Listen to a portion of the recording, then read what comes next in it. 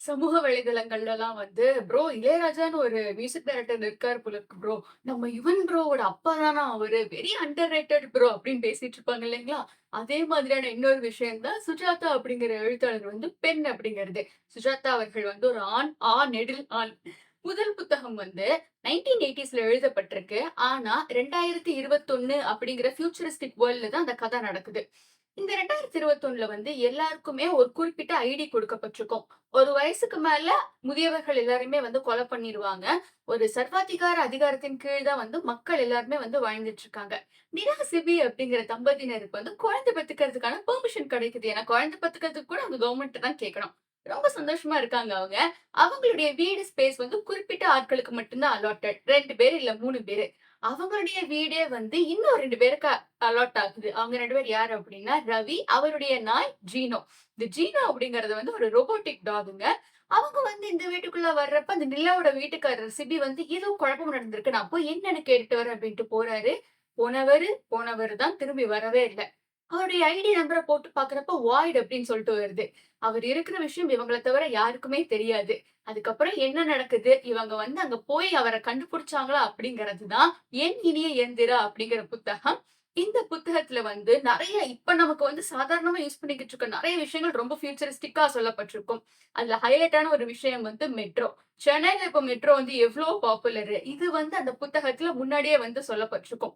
Plus அந்த சர்வாதிகார அதிகாரத்தின் கீழ் வாழறது அப்படிங்கிறது எவ்வளவு கஷ்டம் அப்படின்னு புத்தகம் நடிகளுமே வந்து சொல்லியிருப்பாங்க. 2வது புத்தகம் வந்து முதல் புத்தகத்துடைய தொடர்ச்சி தான். அதுடைய டைரக்ட் சீக்வலா அப்படியே வரும். இந்த புத்தகத்துல அந்த நிலா அப்படிங்கிற பொண்ணு வந்து ஒரு பப்பட் குவீனா இருக்காங்க. நேர் வழியில அவங்க ஆட்சி பண்ணல.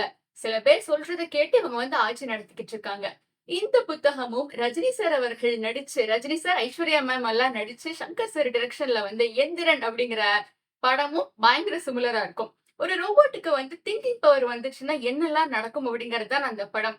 அதாவது அதுக்கு ஆக்க சக்திய குடுக்கறது ஒரு விதம், அழிக்கிற சக்திய குடுக்கறது ஒரு விதம். இதெல்லாம் தாண்டி அந்த ரோபோ வந்து மனுஷங்க மாரியே வந்து எல்லாத்தையும் பேச ஆரம்பிச்சுச்சுன்னா எப்படி இருக்கும் அப்படின்னு யோசிச்சிருப்பாங்கல்ல. இந்த புத்தகத்திலயுமே வந்து ஜீனோவுக்கு திங்கிங் கெப்பாசிட்டி எல்லாம் வரும். அது நெறைய வித்தியாசமான விஷயங்கள் எல்லாம் யோசிக்க ஆரம்பிக்கும். அதனால என்னென்ன சிக்கல்கள்லாம் வருது அப்படின்றதையும் சொல்லியிருப்பாங்க. இந்த புத்தகத்துடைய பேர் வந்து மீண்டும் ஜீனோ. முதல் புத்தகம் அளவுக்கு இது வந்து பயங்கர நல்ல ரிவ்யூஸ் எல்லாம் வாங்குச்சு அப்படின்னா கிடையாது. ஆனாலும் ஜீனோடைய ஃபேன்ஸுக்கு வந்து இந்த புத்தகம் டெஃபினட்டாவே பிடிக்கும். ஜீனோடைய எண்டிங்கும், எந்திரன் படத்துல அந்த ரோபோடைய எண்டிங்கும் கிட்டத்தட்ட ஒரே மாதிரி தான் இருக்கும். ஆன் த ஹோலா வந்து இந்த 2 புத்தகங்களுமே தரமான சயன்ஸ் ஃபிக்ஷன் புத்தகங்கள். டெஃபினட்டாவே வந்து ட்ரை பண்ணி பார்க்கலாம். 3வது வந்து ஒரு பெர்ஃபெக்ட்டான த்ரில்லர் நாவல். உமா கிருஷ்ணமூர்த்தி தம்பதியினருக்கு அப்பதான் கல்யாணம் ஆயிருக்கு. அவங்க ஹனிமூனுக்காக வந்திருக்காங்க. கல்யாணம் ஆகி ஒரு 2, 3 நாள் தான் ஆயிருக்கிறதுனால, பிசிக்கலா மட்டும் தான் அவங்க 2 பேருக்கும் ஒருத்தர் ஒருத்தர் ஜாஸ்தியா தெரியும். அத தாண்டி எமோஷனலாவோ, அவங்கள பத்தின இன்ன பிற தகவல்களோ 2 பேருக்குமே தெரியாது. ஒரு பகல் 11 மணி ஆகுது. உமா வந்து "நான் கீழ போயிட்டு வரேங்க" அப்படின்னு சொல்லிட்டு போறாங்க. போயிட்டு மேல வந்து பார்க்கிறப்போ, அவங்க கணவர் கொலை செய்யப்பட்டு ரத்த வெள்ளத்துல கிடப்பாரு. கொலை பண்ணவங்க யாரு அப்படின்னு சொல்லிட்டு தெரியல. சந்தேக வளையத்துக்குள்ள யாரெல்லாம் வர்றாங்க அப்படின்னா, இந்த உமா கிருஷ்ணமூர்த்தி 2 பேருடைய அந்த ப்ராஸ்பெக்டிவ் அத்தை பையன், அத்தை பொண்ணு அவங்கலாம் வர்றாங்க. விசாரிக்கப்படுறாங்க. கதையில ஒரு ட்விஸ்ட் வருது. எப்படின்னா, ராகேஷ் அப்படின்னு சொல்லிட்டு ஒருத்தருடைய ஹேர் ஸ்ட்ராண்ட் வந்து கிடைக்குது அந்த இடத்துல. இந்த ராகேஷ் யாரு அப்படின்னா, நம்ம ஹீரோயின் உமாவ வந்து ஒரு தலயா காதலிச்சுக்கிட்டு இருந்தவரு. அவர கூப்பிட்டு டிடெயின் பண்ணி கேட்குறாங்க. அவர் வந்து "இல்ல, இல்ல நான் எனக்கும் இதுக்கும் சம்மந்தமே கிடையாது" அப்படின்னு சொல்றாரு. இந்த நாவலுடைய இன்னொரு ஹைலைட்டான விஷயமா, அந்த பொண்ணு வந்து ரீசென்ட்டா தன்னுடைய கணவன இழந்திருப்பா இல்லைங்களா? அதுக்கப்புறமா அந்த பொண்ணுடைய புகுந்த வீட்டுக்காரங்க அந்த பொண்ணு எப்படியெல்லாம் நடத்துறாங்க அப்படிங்கிறதும் சொல்லியிருப்பாங்க. அதே வயசுல இருக்கிற ஆண்கள்ட்ட வந்து பேசுறப்ப அவங்க சத்தம் போடுறதும், "என்ன இவ பாட்டுக்கு வந்த நாள்லயே இப்படி என் பிள்ளைய முழுங்கிட்டா, இன்னும் இவ சுத்திக்கிட்டு இருக்கா" அப்படிங்கிறதும் அந்த மாதிரி கேஷுவலான கேர்ள்ஸ் எல்லாம் வந்து அந்த பொண்ணு ரொம்ப தாங்கிக்கிட்டு இருப்பா. அதெல்லாம் தாண்டி ஃபைனலி அந்த கொலைய பண்ணது யாரு அப்படிங்கிறது தான் பயங்கரமான ட்விஸ்ட். அதோட இன்ட்ரோகேஷன் சீன்ஸ் எல்லாமே வந்து ரொம்ப தரமா இருக்குங்க.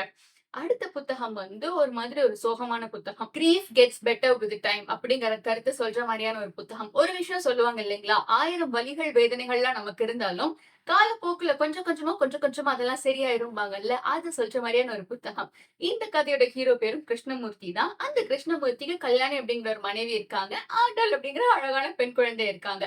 சந்தோஷமா வாழ்ந்துட்டு இருக்க குடும்பத்துல, ஒரு நாள் ஒரு கோர விபத்துல அவருடைய மனைவியையும், மகளையும் வந்து இழந்துடுறாரு கிருஷ்ணமூர்த்தி அவர்கள். ரொம்ப மோசமான நிலைமைக்கு போயிடுறாரு. அவருடைய பாஸ் வந்து அவருக்கு ரொம்ப சப்போர்ட் பண்றாரு. அவருடைய வாழ்க்கையில வந்து சுப்ரியா அப்படின்னு சொல்லிட்டு அடுத்து இன்னொரு பொண்ணு வர்றாங்க. அவங்க கூட ஒரு மாரி ஒரு பாண்டிங்க ஃபார்ம் பண்றாரு. கல்யாணம்லாம் பண்ணிக்க போறாரு. ஆனா கடைசி நேரத்துல அந்த சுப்ரியா யாருங்கிற உண்மை வந்து அவருக்கு தெரியுது. அதுக்கப்புறம் என்ன பண்றாரு அப்படிங்கிறது தான் "நிறமற்ற வானவில்" அப்படிங்கிற இந்த புத்தகம். ஒரு சோகமான ஒரு புத்தகம் தான் இது. ஆனாலும் அந்த எமோஷன்ஸ வந்து எப்படி ஒரு மனிதர் ப்ராசஸ் பண்ணிக்கிறாங்க அப்படிங்கிறத வந்து ரொம்பவே நேர்த்தியா சொல்லியிருப்பாங்க. பிளஸ் கிரீஃப் அப்படிங்கிற எமோஷன் வந்து ஒருத்தருக்கும் அத ப்ராசஸ் பண்ணிக்கிற விதம் அப்படிங்கிறது டிஃபரெண்ட்டா இருக்கும். ஆனா அந்த கிரீஃப வச்சே நெறைய பேர் வந்து உங்கள யூஸ் பண்ணி நெறைய பேர் வந்து தங்களுடைய காரியங்கள சாதிச்சுக்க பாப்பாங்க அப்படிங்கிற ஒரு கருத்தும் இந்த புத்தகத்துல வந்து சொல்லப்பட்டிருக்குங்க. அடுத்த புத்தகம் மற்றும் ஒரு அமேசிங்கான த்ரில்லர் நாவல். இந்த த்ரில்லர் நாவல்ல வந்து கணேஷ் வசந்த் அவர்கள் அந்த அட்வொகேட் டுவோ வந்து வந்திருப்பாங்க. லீனா அப்படிங்கிற பொண்ணுக்கு வந்து வியாசர் அப்படிங்கிற ஒரு கார்டியன் இருக்காரு. அந்த கார்டியன் வந்து ஒரு விஷயம் சொல்றாரு. இந்த 2 பேரையுமே கூப்பிட்டு. இந்த மாதிரி அந்த பிள்ளைக்கு வந்து 18 வயசு ஆகுறப்ப தான் அந்த ப்ராப்பர்ட்டிய வந்து அந்த பொண்ணுக்கு குடுக்க முடியும். ஏகப்பட்ட சொத்து, ஏகப்பட்ட சொத்து. அந்த சொத்த வந்து பிரிக்கவோ, யாருக்கும் குடுக்கவோ, விக்கவோ முடியாது. ஆனா அந்த பொண்ணு வந்து சில காலங்களுக்கு முன்னாடி ஒரு கொலை பண்ணிட்டா. அதுவும் சாதாரணமா இல்ல. அவ உடம்புல வந்து ஒரு சக்தி இறங்கி ஒரு வேம்பயர் மாரின்னு வச்சுக்கோங்களேன். அந்த மாதிரி மாறி அவ ஒரு கொலை பண்ணிட்டா. அந்த கொலைய மூடி மறைக்க நான் தான் எல்லாத்தையுமே பண்ணேன் அப்படின்னு சொல்றாரு. அந்த வீட்ட சுத்தி நெறைய சூப்பர் நேச்சுரல் விஷயங்கள்லாம் நடந்துகிட்டு இருக்கு. இப்ப இந்த கணேஷ் வசந்த் டூவல நீங்க பார்த்துக்கிட்டீங்க அப்படின்னா, வசந்த்க்கு வந்து இந்த மாரி ஆவிகள், தீய சக்திகள் எல்லாத்துலயும் பயங்கரமான நம்பிக்கை இருக்கும். ஆனா கணேஷ் வந்து எல்லாத்தையுமே சயின்டிஃபிக்கா அணுகுற ஒரு ஆளு. கணேஷ் வந்து ஒரு கட்டத்துல, "இவன் அந்த கார்டியன் தான் ஏன் எல்லா வேலையும் பண்ணிக்கிருக்கியான்? இப்படியே போற போக்குல அந்த புள்ளைய போட்டு திருட்டு சொத்த எடுத்துட்டு போறது தான் அவனுடைய மொத்த திட்டமே" அப்படின்னு சொல்றாரு. ஒரு கட்டத்துல வியாசரும் இறந்து போயிடுறாரு. அதுக்கப்புறம் என்ன நடக்குது? உண்மையிலேயே சூப்பர் நேச்சுரல் அப்படிங்கிற ஒரு விஷயம் இருக்கா? இல்ல சயின்ஸ வச்சு இவங்க வித்த காட்டுறாய்ங்களா? அப்படிங்கிறத சொல்ற மாரியான ஒரு புத்தகம். ஏகப்பட்ட சயின்டிஃபிக் விஷயங்கள், ஹோலோகிராம்ஸு, ஒருத்தவங்க வந்து இல்லாதப்ப இருக்கிற மாரியான ஒரு பிம்பத்த உருவாக்குறது, அந்த பிம்பத்த பேச வைக்கிறதுன்ற மாரி ஏகப்பட்ட விஷயங்கள் இந்த புத்தகத்துல இருக்கும். இந்த புத்தகத்துடைய தலைப்பு வந்து "கொலையுதிர் காலம்" அப்படிங்கிறது. அந்த பேர்ல வந்து ஒரு படமெல்லாம் கூட வந்தது. நான் ஆரம்பத்துல இந்த பட டைட்டில பார்க்கிறப்போ, ஓ! அதுதான் எடுத்திருக்காங்க போல இருக்கு அப்படின்னு நெனச்சேன். But the movie didn't get positive reviews and அந்த கதை எப்படி இருக்கும்னும் எனக்கு தெரியாது. யாராவது தெரிஞ்சா வந்து கமெண்ட்ல சொல்லுங்க. அடுத்தது வந்து ஒரு அழகான சீக்வலுங்க. இதுவும் வந்து ஒரு தமிழ்ல வந்து ஒரு நல்ல திரைப்படமா மாறியிருக்கு. தியேட்டரிக்கல் ரிலீஸ் அப்போ இதுக்கு பயங்கர வெற்றி கிடைச்சுச்சா அப்படின்னா வந்து தெரியல. பட் இப்ப வரைக்குமே வந்து எல்லார் மனசுலயுமே இந்த படத்துக்கும், இந்த பாடல்களுக்கும் ஒரு தனி இடம் வந்து இருக்குங்க. இதுல இருக்க கேரக்டர்ஸ் பேர் வந்து ரகு, ரத்னா, மது. நீங்களே கண்டுபிடிச்சிடுவீங்க. ஆனந்த தாண்டவம் அப்படிங்கிற படம். அந்த படத்த வந்து எந்த புத்தகத்த தழுவி எடுத்திருக்காங்கன்னா, பிரிவும் சந்திப்போம் அப்படிங்கிற புத்தகம். இதுல வந்து 2 பாகங்கள் இருக்கு. ஒரு மனுஷனுடைய வாழ்க்கையில வந்து ஆரம்ப காலத்துல ஒரு காதல் வருது. இந்த காதலிக்கிற பொண்ணு வந்து பயங்கர நெய்வா, இன்னசென்ட்டா, ஸ்வீட்டா இருக்காங்க. ஒரு கட்டத்துல இந்த பொண்ணு அவரால கல்யாணம் பண்ணிக்க முடியாம போயிடுது. அதுக்கப்புறம் அவர் வந்து கிட்டத்தட்ட தற்கொலை வரைக்கும் போயிட்டு ஒரு புது வாழ்க்கைய ஆரம்பிக்கலாம் அப்படின்னு சொல்லிட்டு ஃபாரின் போறாரு. அங்க வந்து ஒரு அழகான பொண்ண சந்திக்கிறாரு. அழகு, அறிவு எல்லாத்தோடையும் சேர்ந்த ஒரு பொண்ணு. அந்த பொண்ண சந்திச்சு சரின்னு லைஃப்ல மூவ் ஆன் ஆக ட்ரை பண்றப்ப, தன்னுடைய எக்ஸ் லவ்வர மீட் பண்றாரு. இப்போ அவங்க வந்து வேற ஒருத்தர கல்யாணம் பண்ணிக்கிட்டு, வேற ஒருத்தரோட மனைவியா வாழ்ந்துகிட்டு இருக்காங்க. ஒரு கட்டத்துல அந்த பொண்ணு வாழற வாழ்க்கையே வந்து ஒரு பொய் தான். அந்த பொண்ணு வந்து பயங்கரமா டார்ச்சருக்கு உட்படுத்தப்படுறா. இவர்ட்ட ஹெல்ப் எல்லாம் கேட்கிறா. அன்னைக்கு தான் அவருக்கு நிச்சயதார்த்தம் வேற. சோ இதெல்லாம் அப்புறமா அந்த பொண்ணுக்கு என்ன நடக்குது? இந்த காதல் என்னாச்சு? யாருடைய காதல் ஜெயிச்சுச்சு? அப்படிங்கிறது தான் கதை. அதாவது ஒரு கட்டத்துல வந்து ஒரு மாரி ஒரு நெய்வா இன்னசென்ட்டா இருக்கிற ஒரு கேரக்டர் வந்து வாழ்க்கையில பிற்பகுதியில வந்து அவ்ளோ கஷ்டங்கள சந்திக்கிறப்ப, "இப்படி இருந்த பொண்ணு, எப்படி இருந்த பொண்ணு தெரியுமா இது?" அப்படின்னு நம்மளே வந்து ரொம்ப யோசிச்சு ஃபீல் பண்ற மாரி இருக்கும். ஒரு தரமான புத்தகம். இதோடைய பாடல்கள்லாம் வந்து கேக் மேல இருக்க செர்ரி மாரி தான். சூப்பரா இருக்கும். இப்போ வரைக்கும் கேட்டாலும் ரொம்ப ஃப்ரெஷ்ஷா இருக்கும். அந்த படம் தியேட்டர்ல அதோடைய பிரைஸ விட, அந்த படத்த வந்து இப்ப நெறைய பேர் வந்து ஆஹா, ஓஹோன்னு சிலாகிச்சு பேசிட்டு இருக்காங்க. ஒரு மாரி ஒரு கல்ட் கிளாசிக் ஸ்டேட்டஸ் எல்லாம் குடுத்துட்டாங்க. அடுத்தது நான் சொல்லப் போற புத்தகம் வந்து அதாவது ஒரு ஷார்ட் ஸ்டோரீஸ் வித் ஒரு ட்விஸ்ட். ஒரு விஷயம் சொல்லுவாங்கங்க. ஒரு நல்ல சிறுகதை அப்படின்னா எப்படி இருக்கணும்னா, அது சிறுகதை முடிய போகும் இல்லைங்களா, ஒரு 3 பக்கத்துக்கு இருக்குன்னு வச்சுக்கோங்களேன். ஒரு 2 1/2 பக்கத்திலேயே வந்து அந்த ஒரு சாட்டிஸ்ஃபாக்ஷன குடுத்துறணும் அது. அதுதான் வந்து ஒரு நல்ல சிறுகதை அப்படின்னு சுஜாதா அவர்களே சொல்லியிருக்காரு. இந்த புத்தகம் நெடுகிலுமே இருக்கிறது குட்டி, குட்டி ஸ்டோரீஸ் எல்லாமே ஒரு மாரி விட்டியா இருக்கும். ஒரு மாரி ஃபன்னியா, கொஞ்சம் யோசிக்க வைக்கிற மாரி, கொஞ்சம் நக்கல் நையாண்டிலாம் சேர்ந்த மாரி இருக்கும். சுஜாதா அவர்கள் நக்கல் நையாண்டி அப்படின்னு சொல்றப்ப, நான் வந்து முன்னாடி ஏதோ ஒரு வீடியோல வந்து அந்த மெக்சிகன் சலவைக்காய் காமெடிய பத்தி சொல்லியிருந்தேன். கேட்டிருந்தீங்க யாரா, "என்ன காமெடி சொல்லுங்கக்கா" அப்படின்ட்டு. அந்த காமெடிய வந்து நான் எழுத முடியாது. நான் சொல்லவும் முடியாது. நெட்ல இருக்குங்க. தேடி பார்த்துக்கோங்க. நெட்ல யாராச்சும் எழுதியிருப்பாங்க Facebookல. தரமான காமெடி. வேற கிரேட்ல இருக்கும். I am not like promoting a great jokes. But அது வந்து சுஜாதா சார் வந்து ஏகப்பட்ட நக்கல் நையாண்டி அப்படிலாம் பண்ணி, பண்ணி நம்மள ஒரு மாரி பழக்கப்படுத்தினதுனால, அது இப்ப இப்ப கேட்கிறப்ப கூட இந்த காமெடி வந்து பயங்கர சிரிப்பா இருக்கும். But no objectification of women அந்த மாதிரி அப்ஜெக்டிஃபிகேஷன் ஆஃப் விமென், மென் யாரையுமே அப்ஜெக்டிஃபை எல்லாம் பண்ணி சொல்லக்கூடாது. Just saying. அடுத்த புத்தகம் வந்து அவருடைய தேர்ந்தெடுத்த சிறுகதைகள் அப்படிங்கிற புத்தகம். சுஜாதா சாருடைய சிறுகதைகள்ல ஒரு கதைய வந்து நான் நம்ம சேனல்லே சொல்லியிருக்கேன். லிங்க் வந்து ஃபர்ஸ்ட் கமெண்ட்ல குடுத்துர்றேன். மறுபடி அப்படிங்கிற ஒரு சிறுகதை. அதாவது ஒருத்தவங்க லவ் பண்றாங்கங்க. அந்த லவ் பண்றவங்கள வந்து பிரிச்சு விட்டுர்றாங்க. எல்லாருமா சேர்ந்து. அதெல்லாம் இல்ல நீங்கலாம் சேரக்கூடாது அப்படின்ட்டு. ஒரு சயின்டிஃபிக்கான விஷயங்கள்லாம் யூஸ் பண்ணிலாம் பிரிச்செல்லாம் விடுறாங்க. அதுக்கப்புறம் திருப்பி கொஞ்சம் மாசம் கழிச்சு, அதே 2 பேரு முன்னாடி அவங்க பழகுன எந்த ஒரு மெமரீஸும் இல்லாம புதுசா காதலிக்க ஆரம்பிப்பாங்க. அவ்வளோதான். So love is love. நீங்க வந்து 1000 நெனச்சு அவங்கள வந்து பிரிக்க ட்ரை பண்ணாலும் that's not going to happen அப்படிங்கிறத சொல்ற மாரியான ஒரு கதை. சில சிறுகதைகள் வந்து நம்ம சொசைட்டியோட அவலநிலைகள வந்து கேள்வி கேட்கிற மாரி இருக்கும். இப்போ ஒரு ஆக்சிடென்ட் ஆயிடுச்சு அப்படின்னா, எல்லாருமே வந்து பொதுவா சொல்ற ஒரு விஷயம் வந்து, "இது ஆக்சிடென்ட் ஆயிடுச்சு காப்பாத்துங்க, காப்பாத்துங்க, காப்பாத்துங்க, காப்பாத்துங்கன்னு" சொல்லிட்டு கூட்டத்துல தான் நின்னுட்டு இருப்போமே தவிர்த்துட்டு, போய் நின்னு இறங்கி செய்றது அப்படின்றது ரொம்ப சில பேருக்கு தான் வரும்.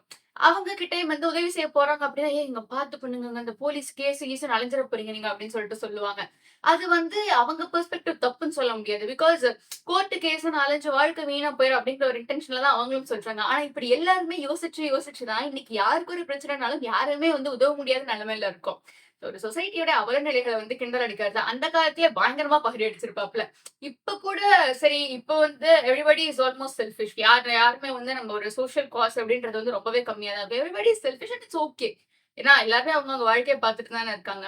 பட் அந்த காலகட்டத்தில இதெல்லாம் கிண்டல் அடிச்சிருக்கிறது வந்து ரொம்பவே நல்லா இருக்கும். அவருடைய சிறுகதைகள் வந்து ஒண்ணொண்ணுமே ஒரு ஃபிளேவர்ல இருக்கும். ஸோ டெஃபினட்டா வந்து ட்ரை பண்ணி பார்க்கலாம். அடுத்தது வந்து ஒரு அற்புதமான நான் ஃபிக்ஷன் புத்தகம்ங்க. மூளை எப்படி வேலை செய்கிறது? இப்போ வந்து Instagramலலாம் நெறைய பேர் வந்து இந்த பிரெயின ரீவயரிங் பண்றது, உங்க பிரெயின வந்து வேற மாரி ப்ராசஸ் பண்ண வைக்கிறது அப்படின்னு சொல்லி ஏகப்பட்ட விஷயங்கள் சொல்லிக் குடுத்துட்டு இருக்காங்க. Actually that's basically rewiring and retraining your brain. உங்க பிரெயின் வந்து ஒரு மாதிரி யோசிச்சு பழக்கப்பட்டுருக்கும். எங்க கிட்ட வாங்க, நாங்க அத மாத்தி குடுக்குறோம் அப்படிங்கிற மாரியான ஒரு புத்தகம். பட் சார் வந்து அந்த தலைமைச் செயலகம் அப்படிங்கிற இந்த புத்தகத்துல பிரெயின பத்தின ஃபேன்டாஸ்டிக் ஃபேக்ட்ஸ் எல்லாம் எழுதியிருப்பாரு. அதுல சில கேள்வி பதில்கள்லாம் வேற இருக்கும். இதுல பின்பக்கத்துல. அதெல்லாம் வந்து தலைவர் வந்து ஒரு மாரி டச் ஸ்டைல்ல வந்து ஆன்சர் பண்ணியிருப்பாரு. இதுதான் கேள்வியா? ஆமா, அவன் கிடக்குறான். இது நல்லா இருக்கு அப்படிங்கிற மாரி ஆன்சர் பண்ணியிருப்பாரு. Sujatha on the whole is an amazing writer. தமிழ்ல வந்து நீங்க ஒரு பிகினரா இருந்தீங்கன்னா, டெஃபினட்டாவே சாருடைய புத்தகங்கள வந்து ட்ரை பண்ணி பார்க்கலாம். எல்லாமே வந்து சூப்பரா இருக்கும். பிகினர்ஸ்க்கான பெர்ஃபெக்ட் ரெக்கமெண்டேஷன் அண்ட் அடல்ட்ஸ் எல்லாம் இவருடைய புத்தகத்த வந்து சந்தோஷமா என்ஜாய் பண்ணலாம். அதுவும் கணேஷ் வசந்த் த்ரூவ வர்ற புத்தகங்கள் எல்லாமே வந்து ஒரு மாரி மாஸா இருக்கும். நல்லா இருக்கும் படிக்கிறதுக்கே. அவங்க வந்து அது ஒரு ஒரு டிபிக்கல் ஒரு பெஸ்ட் ஃபிரெண்ட்ஸ் இருந்தாங்கன்னா எப்படி சண்டை போட்டுக்குவாங்க. நம்மளும் நம்ம பெஸ்ட் ஃபிரெண்டும் வந்து பேசுற இந்த கான்வர்சேஷன்ஸ் எல்லாம் பார்க்கிறப்ப, "ஓ மை காட்! நீங்கலாம் வந்து அசைலம்ல இருக்க வேண்டியவங்க என்ன வெளிய சுத்திட்டு இருக்கீங்க?" அப்படிங்கிற மாரி இருக்கும் இல்லைங்களா? சோ அந்த மாரி பேசுறது, சில விஷயங்கள் எல்லாமே ரொம்ப அழகா சொல்லியிருப்பாங்க. So how do you like this video அப்படின்னு சொல்லுங்க. Please do like, share, comment and subscribe to our channel. Thank you.